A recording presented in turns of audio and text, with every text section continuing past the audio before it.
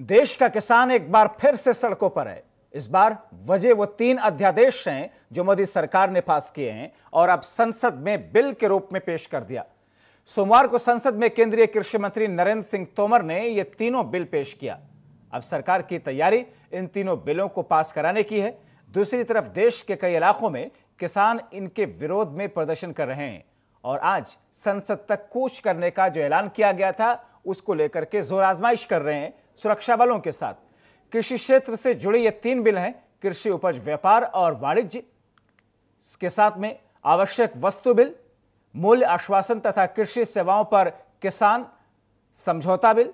केंद्रीय कैबिनेट पहले ही इनसे जुड़े अध्यादेश पास कर चुका है, जिन्हें अब संसद में बिल के रूप में भी पेश कर दिया गया।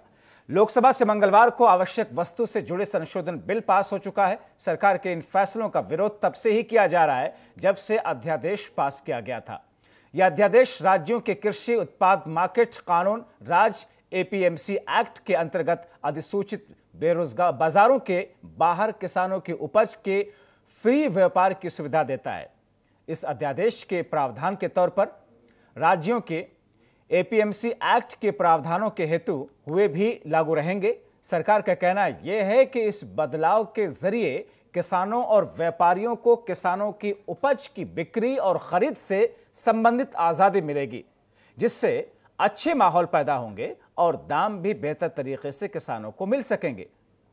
दूसरा, इस अध्यादेश में कॉन्ट्रैक्ट फार्मिंग की बात भी है। छोटे किसानों को ध्यान में रखते हुए दरअसल यह अध्यादेश तैयार किया गया था और यह फैसला लिया गया है कि सरकार का कहना यह है कि यह अध्यादेश किसानों को शोषण के भय से मुक्त करते हुए समानता के आधार पर प्रोसेसर्स, एग्रीगेटर्स, थोक विक्रेताओं, बड़े खुदरा कारोबारियों, निर्यातकों आदि के साथ जुड़ने से सक्षम बनाएगा। इससे बाजार में अनिश्चितता का जोखिम किसानों पर नहीं रहेगा।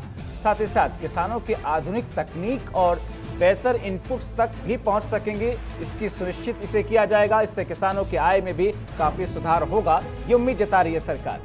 इस अध्यादेश के जरिए अनाज हो, दलहन, खाद्य तेल, आलू, प्याज, इन सबको अनिवार्य वस्तुओं की सूची से हटा दिया गया है, यानी अब इनका स्टोरेज किया जा सकेगा।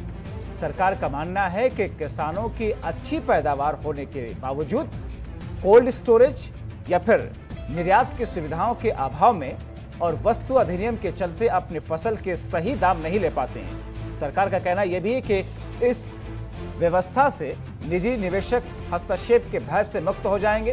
उत्पादन, भंडारण, ढुलाई, वितरण, आपूर्ति करने की आजादी से इस स्तर पर ये तमाम चीजें आसानी के साथ में उनके सामने पेश होंगी। आइए सुनते हैं क्या कुछ इसको लेकर के कहा गया।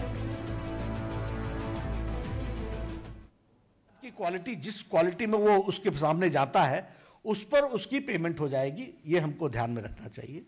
और इसके साथ साथ एश्योर्ड प्राइस, बोनस और वेरिएबल्स, ये तीनों कॉन्ट्रैक्ट के हिस्से होंगे।